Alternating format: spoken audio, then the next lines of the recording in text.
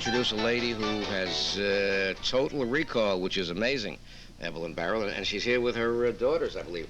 This is Gertrude Ford of 81 Sheriff Street. I would love, Gertrude, first I want to say congratulations on the reviews. It's fantastic. Thank you. Who's your publisher? Thank you. Frederick Fell publishes. Oh, I know. He's a good man. I know him personally. He's a very good man, and he found me, and we found each other.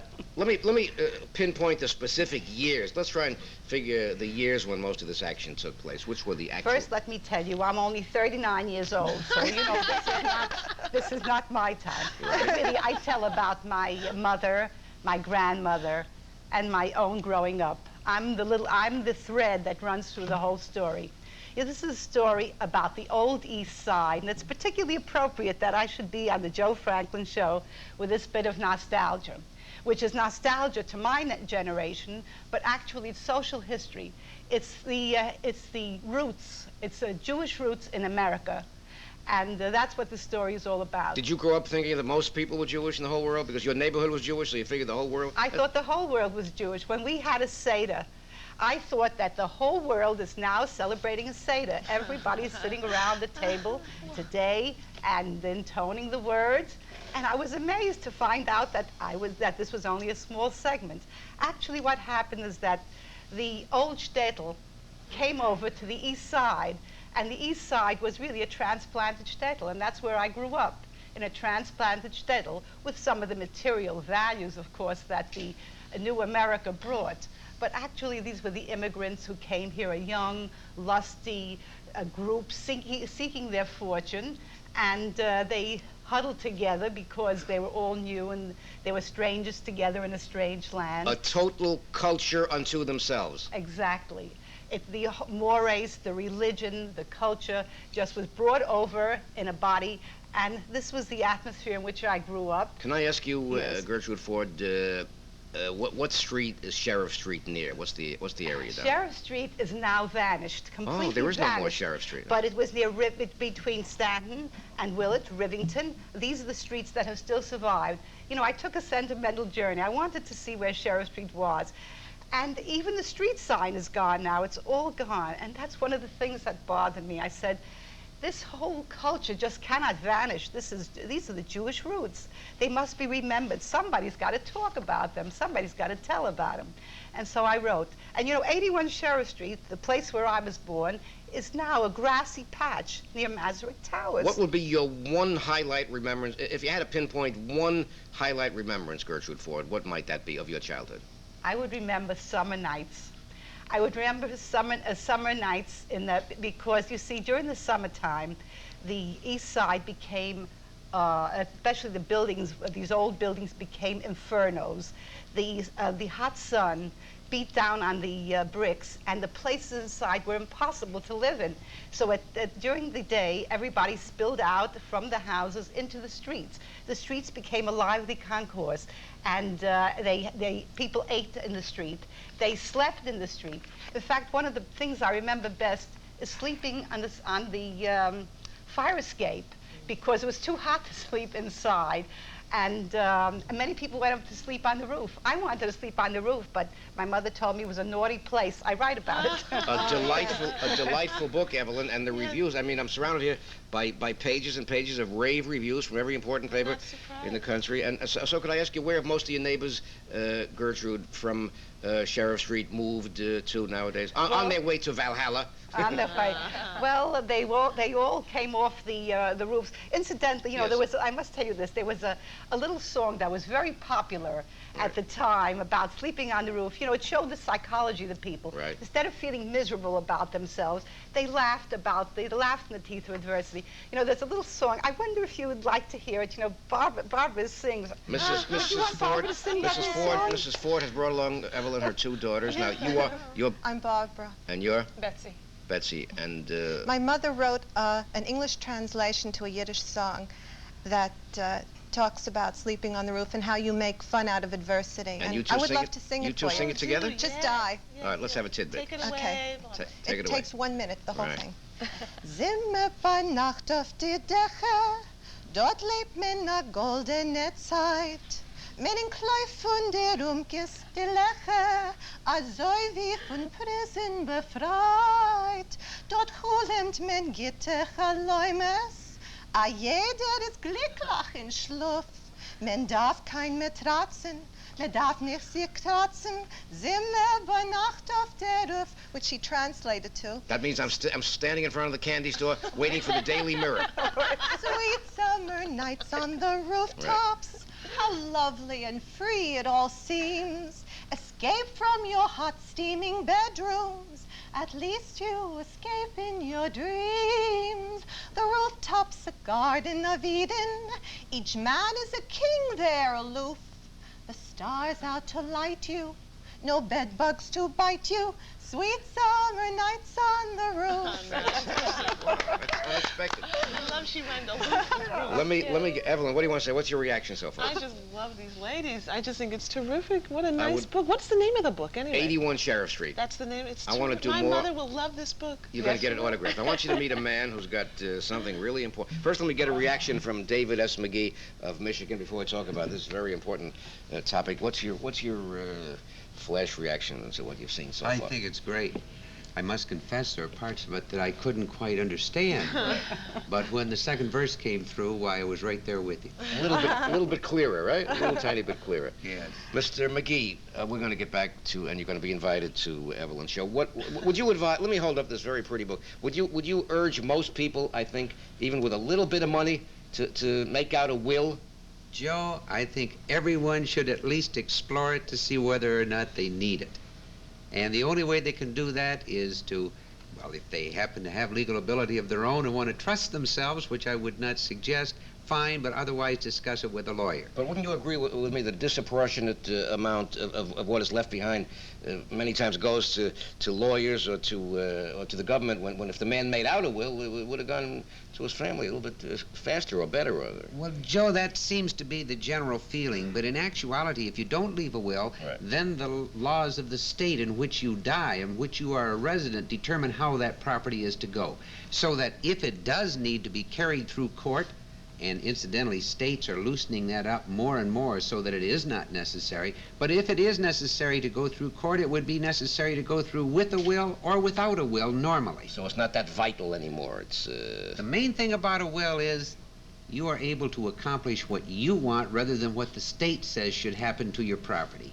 There are other things. People who have a lot of money, Joe, can save taxes for the heirs by a nice estate planning. If you have minor children and you wish certain ones to be the guardian of those children, if you and your spouse are killed, why, a will can normally do that. But the primary purpose of a will is to tell where you want your property to go, and secondly, you can also tell who you want to handle it to make sure it gets there. Mr. McGee's publisher is?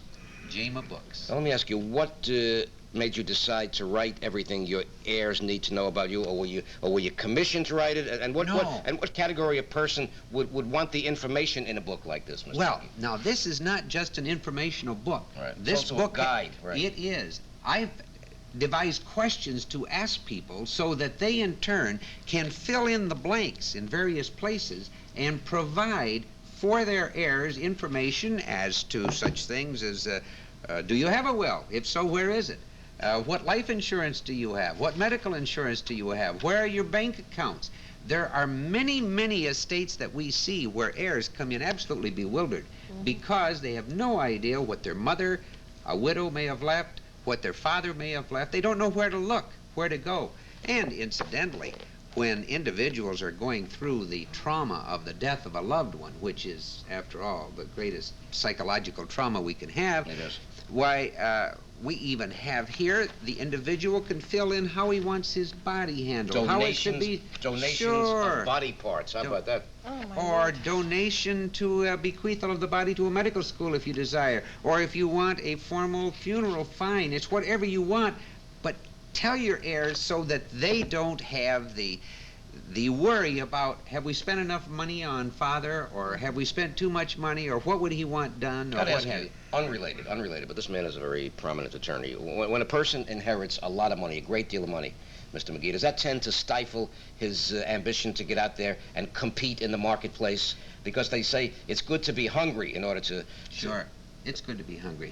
And I would say that probably it does in the majority of cases. But then you also have those cases of individuals who have had many great ideas but haven't had the money to go ahead with it. Right. And when they do get some money, they're able to use that money to go ahead and push what they had in mind. As I was reading in the book, it's unhealthy to inherit a lot of money. But I said to myself, I wouldn't mind that kind of unhealthiness, That's right? right. It depends. You wouldn't mind, right? It depends on who you are. Right. I think a lot of people can manage well, even if they have money. I want to get back to my very glamorous panel. Mr. McGee has written this book, I think, goes on forever. This will be an enduring one, right? Yes, it should be. And I want to hear more about 81 Sheriff Street and all of our guests. Following these words, stay with us, my friends, for what I think is a most dazzling and glamorous panel.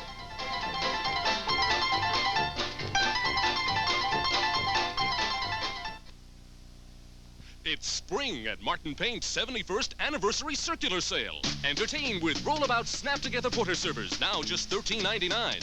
Save on canvas and wood director's chairs, now only $19.99. Beautify with weatherproof grass carpeting, a low $3.49 a square yard. Martin Paint is celebrating 71 years of quality home decorating with savings in every department. Rush in today and save. Martin's Home Decorating Center, it ain't just paint.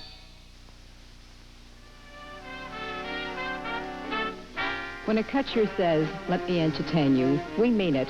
My husband, Milton Kutcher, built one of the most fabulous nightclubs in the country just to entertain you. Every week, Kutcher's brings you fabulous shows starring personalities like Robbie Klein, David Brenner, Lola Falana, Jerry Vale. At Kutcher's, they really make you feel like dancing. Thank you, Vic. How much would you pay for a collection of terrific songs from all your favorite CBS artists like Steve Forbert, Loverboy, the Boomtown Rats, Garland Jeffries, Roseanne Cash, Judas Priest, Ellen Foley, and many more? How much would you pay? But wait, there's more. You also get this fabulous coupon good for $1 off any album by any artist in this collection. Now, how much would you pay? It's Exposed, a 2-record set from CBS Records. Exposed. Crazy Eddie's got it now for the amazing low price of $1.99, $1.99. Crazy Eddie, his record prices are insane too.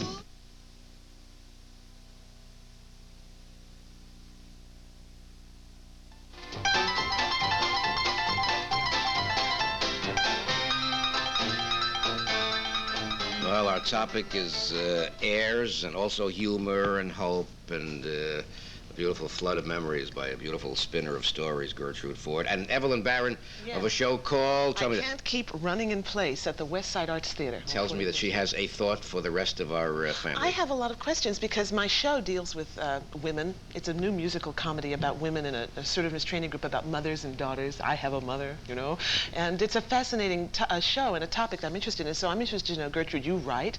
What do your daughters do, Barbara and Betsy? Tell us about yourselves, daughters.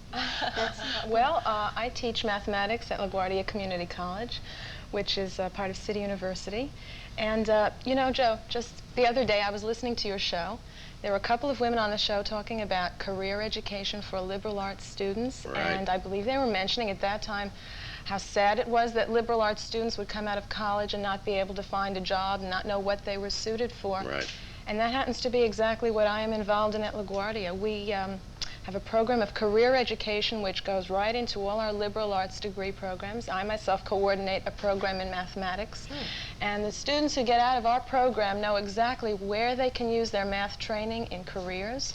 They've had experience. They have gone out on cooperative internships. They've actually worked in situations where they see where their liberal arts training actually puts them in the marketplace. That's very important. I'm very excited about the things we're doing at LaGuardia. It's a terrific place. Are you excited about the sudden fame of your mother? I'm tremendously excited about it, and I think how interesting it is that, in a sense, I am a product of 81 Sheriff Street, much as it sounds. Sounds that I'm in a different place, but I think it's that kind of striving, the immigrants striving. You know, when they got here, it was so poor. 6 people sleeping in one room, is that how it was? Right, absolutely. And that kind of thing, my Lord, you know, one has a whole lot of incentive to go out and make something and do something. Barbara, what are you doing to go out and make something? What are you doing? What are you making?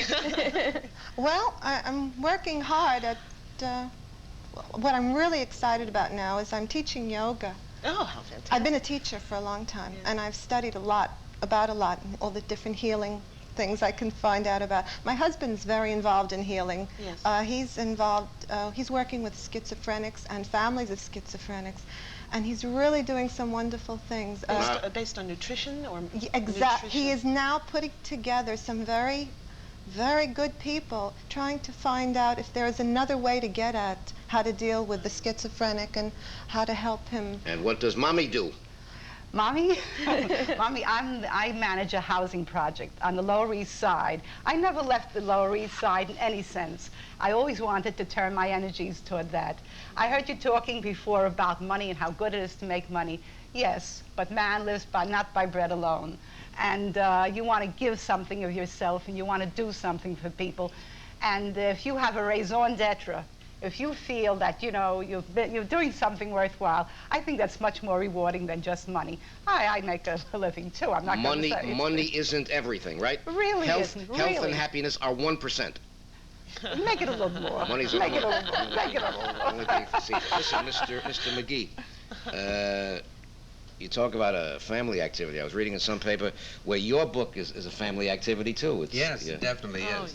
I wrote the book. It was my idea and something that has been going on for some time. I have a daughter in Santa Barbara, California, who had recently written a book about Santa Barbara. She is an art major and is in graphics. So, in effect, she designed the book, she did the covers, she did all of the layout in it, and is the so-called publisher of JAMA Books, which merely stands for Judith Ann McGee. And then we had to have someone who distributed the book because it's a self-publishing operation. That's your uncle. No, that's La Madre. That's my wife, who is the mother, and is distributed through La Madre Distributors in Flint, Michigan. Get me a wife or somebody who works. Get me a working wife. Listen, I wouldn't mind a working wife. No, my husband's pretty good about all that. And these are the final words. I'll be right back with a happy and cheery farewell. Stay with us.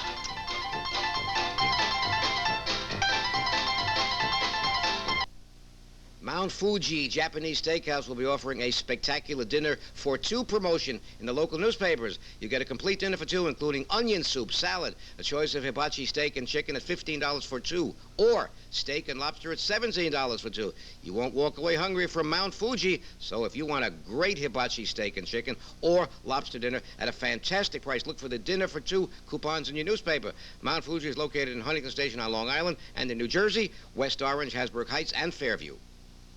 Here at Berman & Rossi, we think that both quality and price are important.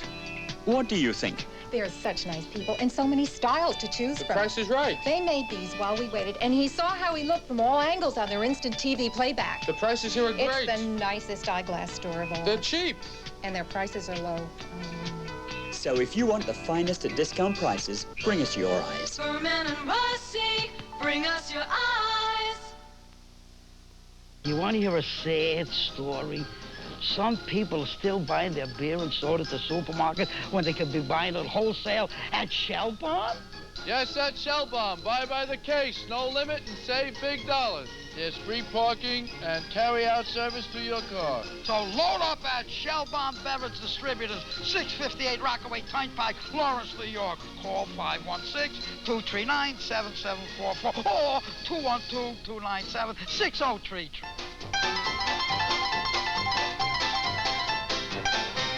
So look for this funny book, and if you are a bereaved and befuddled heir, that's the book. Of course, if the deceased has 12 bank books in his closet and no will, then nobody could probably ever inherit those bank books. Probably. There would be difficulty, but if he fills out the book and tells where they are, the heirs will find it. A lot of people do have bank books hidden, and they die. Oh, no question about it. And particularly checking accounts where banks don't give statements unless there's been activity. Boy, that's sad. It's a very important book. Mrs. Ford, I'm proud of you. I'll be following your career. Will this be a TV series or a movie? I certainly hope so. There's a playwright who wants to. The playwright is interested. I think it has TV potential. Evelyn will take the part, right? Absolutely. Are you kidding? That book is made for me. Have a good day and a good night. And stay well. See you on 81 Sheriff Street. Now stay tuned for the latest news, weather, and sports here on Channel 9.